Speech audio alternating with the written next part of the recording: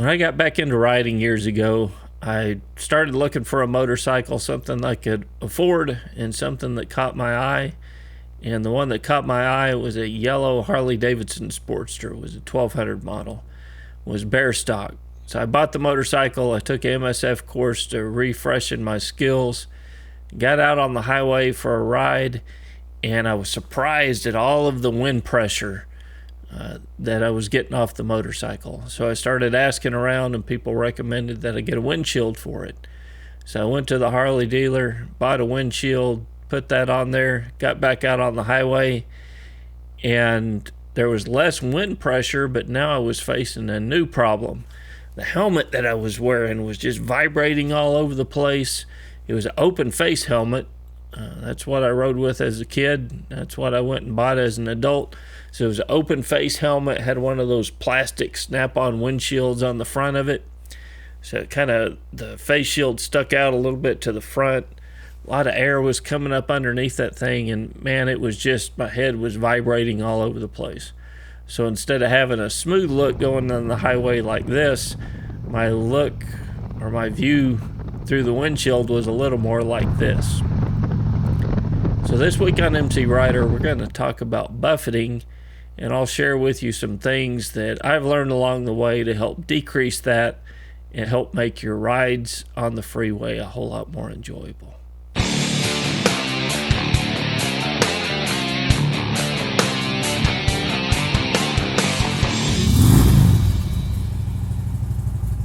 Hey, if you're new here, my name's Kevin. I'm the host here at MCrider, where we release a weekly video to help make you a better rider. We release road skills and road strategy videos every Friday morning, with occasional videos in between there on other motorcycle-related topics.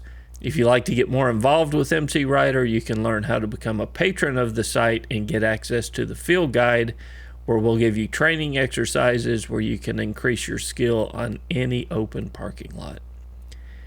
So wind buffeting. Let's talk about wind buffeting this week, what some causes of it are, and first of all, let's describe it. Let's see if that's something that you are facing on your daily rides.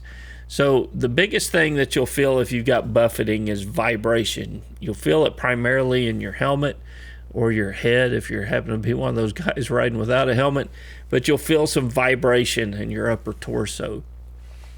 You'll also get louder road noises, so the wind noises will be louder and they won't be consistent. It'll be a kind of a vibration type wind noise that can get really loud on a motorcycle, particularly depending on what type of helmet you wear. You'll find that buffeting noise louder or softer depending on the helmet that you wear. And it'll increase your fatigue. And when I got back into riding and I had all that buffeting before I solved the problem, just a 10-mile ride down the highway, and I was ready to get off that thing because of all the buffeting that I was experiencing. So let's look at the cause of buffeting and what creates buffeting. If you're riding down the road on a motorcycle with no windshield, your wind that's coming in is going to be fairly strong, and any gusts that you get from cars passing by or just gusts in the wind are going to increase or decrease the pressure that you feel on your chest. And that can kind of be problematic when you're a new rider, just feeling all the wind buffeting because you're not used to it. So if you go out and you add a windshield, you've changed the airflow on your motorcycle. So you add the windshield, and now the wind, instead of being directed at your head and chest area, is being lifted up above there. But what that causes is a vacuum behind the windshield. So depending on the height of the windshield, the buffeting is going to be at different levels on the shield. And if it happens right at your head level, where the wind is trying to fill that vacuum created by the windshield, it's going to cause a significant amount of buffeting. Another area where you're going to get buffeting from is wind coming up. And a lot of people don't think about that, but you create this vacuum behind the windshield, and now you have wind coming up as well from the sides of the tank. And the way that you can determine if that is where your primary source of buffeting comes from is if you ride down the road and you hold a hand next to the side of the tank. If that quietens the wind noise down or reduces the buffeting, your primary source of buffeting may be that wind that's coming up from the bottom of the motorcycle trying to fill that vacuum behind the windshield. So we've defined the cause of buffeting. It's a wind coming over the top of the windshield that fills up that void or that vacuum behind the windshield. And if your helmet gets caught in that flow, it creates buffeting. You also have wind coming up from the ground around the tank that's going to come in underneath the helmet, and that can also be a significant source of wind noise and buffeting as you're going down the road. So what are the solutions? Let's address the top solution first, the windshield. And people will choose various different heights of windshield. Man, there's as many solutions for this, 10 times the number of solutions for it as there are problems. Different shapes of windshields to try to redirect the air around your helmet or your head. But what a lot of people try to address is just the height of the windshield. So some folks go with a really tall windshield, and I've got one here. So they'll go with something just really tall like this where it's up above their head. What I don't like about this is what you're seeing on the camera right now is having to look through this thing all the time going down the road. I hate looking through a windshield riding down the road. Gets bugs on it, stuff gets on the windshield and you're having to look through it. It's much easier to clean your visor off. In fact, you can get bugs if you get them while they're still juicy. If they get on your visor or your helmet, you can generally clean those off with your gloves and keep going. But if it gets on the windshield, you're just stuck with it. So some people go with the higher windshield, and that works well for them. And it makes that vacuum, it pushes it back a little bit further. It's still going to happen, but it happens behind your head rather than right on top of your head, going with that solution. They say if you talk to a lot of experts that the perfect position for the windshield is just below eye level. So I'll bring my windshield back up. So it's going to be about right here. So about even with my mouth is where a lot of the experts in the field say is the perfect position.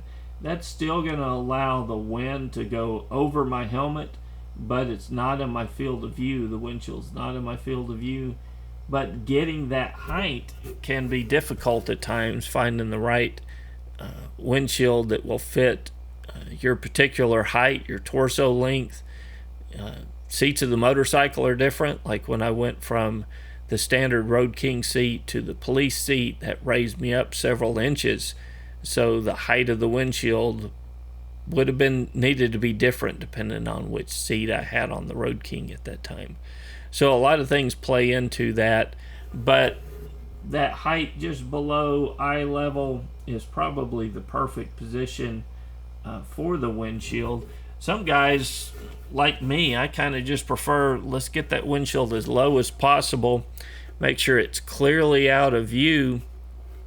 That still allows the wind to come over it and hit me, but it moves the vacuum down lower.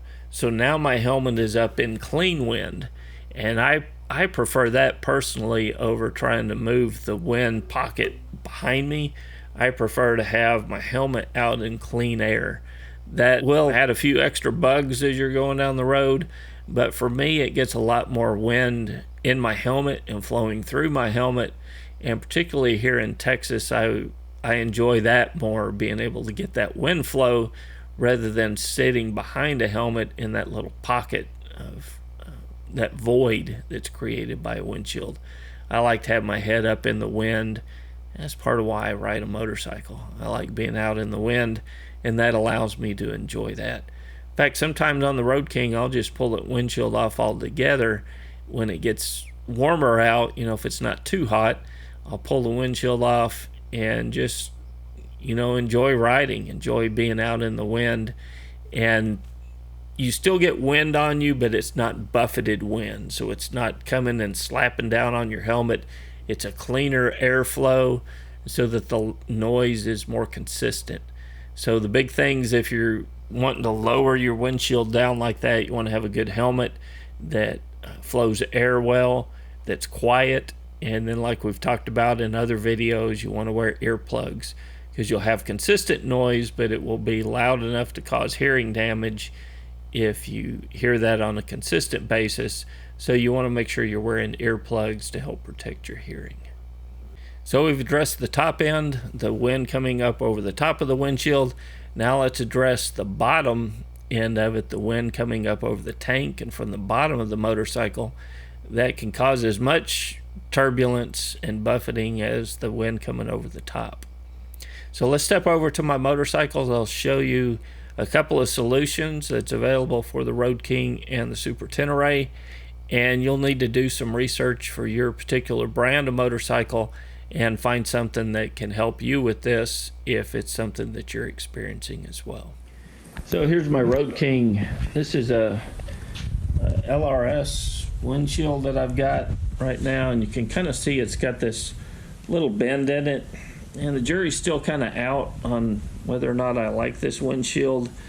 It raised it up a little bit from what I had before, and I'm getting a little bit of buffeting now through this. It's still below my chin level as I'm sitting on the motorcycle, but I'm getting a little bit of buffeting. I think that crease or that lip right there moved the air further up as I'm riding, and that's caused me some problems.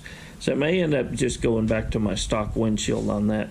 But let's talk about the lowers. Let's talk about how you can adjust for that air coming up from the bottom. Let me hop on the bike real quick, and I'll show you how you can test to see if this is an issue for you. So if you're riding down the road and you're on the motorcycle and you can reach down here with your hand, and you may need to play with the placement on it, but if you reach down with your hand and that reduces the buffeting that you're feeling, it's probably that air coming up from the bottom of the motorcycle. It's attempting to fill this void right in here, and that can create some buffeting as well. So the way you can test for that, ride down the road, get that hand out. You might have to move it in some different positions there, but see if that reduces your buffeting. And if so, something that you can do to help with that is to add a lower to your motorcycle. So for the Road King, these go right here. They mount to the forks just right behind the blinkers. I'm sure there's some third-party products for this as well. These happen to be Harley OEM lowers, but they mount and they just push that airflow further out from the bike, and it reduces that buffeting or that wind that's coming up around the tank. It reduces all of that. So on these, on the Road King, it's a fork mount that has a significant effect in reducing the buffeting that I was getting when I initially got this bike from that air coming up from the bottom. So on our Tenere, one nice thing, it's got an adjustable windshield. So you kind of turn these knobs here. There's one on each side. I don't like the way Yamaha implemented this fix to be able to adjust the windshield, because it's kind of a pain to adjust it, and it's not something you can do on the fly. You have to pull over. But you release those, and then you've got different levels that you can set the windshield at to find the one that's right for you. But it faces that buffeting problem as well, wind coming up from the bottom. A solution that Yamaha's got, instead of having the fork mounted because of the way this bike is designed, having them mounted here on the frame just up near the dash reduces that buffeting, and it pushes that airflow further out to keep that from being a problem. So this is a Yamaha part that just kind of bolts on right here, pushes that wind further out. These were actually clear plastic, just like the windshield when I bought it. And at noon, going down the road, I would get direct sunlight reflecting off of those back into my face. It was very annoying. So this is Plasti Dip. I don't know how well you guys can see that, but I just sprayed this Plasti Dip on there. I took these off sprayed it down on both sides, and man, it looks like it was made this way. That stuff has been on there for about a year. I don't really see any peeling in it at all. It's a reversible procedure, so if you spray that Plasti Dip, and I'll have a link to that where you can buy it on Amazon if you've got something that you would like to Plasti Dip. This is good stuff, man. It was real easy to apply. If I decide I don't like it, you can just start chipping at it and you can peel it away. But like I said, this has been on my bike for a year now, a little over a year, and it's held up really well. I've not had any issues. So if you've got a part that you would like to make black, then that's a good option to do that. So the lowers on here, they work really well to reduce that wind and keep that wind from coming up around the tank and underneath my helmet like we've talked about. So as I said in the introduction to this video, there are hundreds of solutions to this problem, and I've just scratched the surface and talked about a few things that have worked well for me. If you've got something that has worked well for you, leave a comment below. I'd love to learn some other ideas on this and other ways that the problem can be solved, and maybe one of the ways that I've discussed won't work well in your particular situation. So if you've got an idea, leave it in the comments to help your fellow riders out as well. So I hope this helps you out, particularly you new riders who are experiencing that buffeting for the first time. There is a solution to it. Sometimes it's a little bit hard to track it down because everybody's body type is different. Airflow on motorcycles is all different. Windshields are going to change that airflow.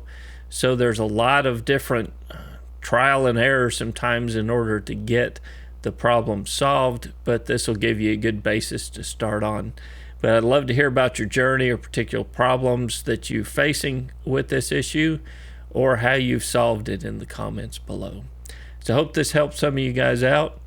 And until next week, guys, this is Kevin with MCrider, and we'll see you on the road. MCrider is supported by our friends on Patreon. To learn how to support MCrider and get access to the field guide, go to mcrider.com/support.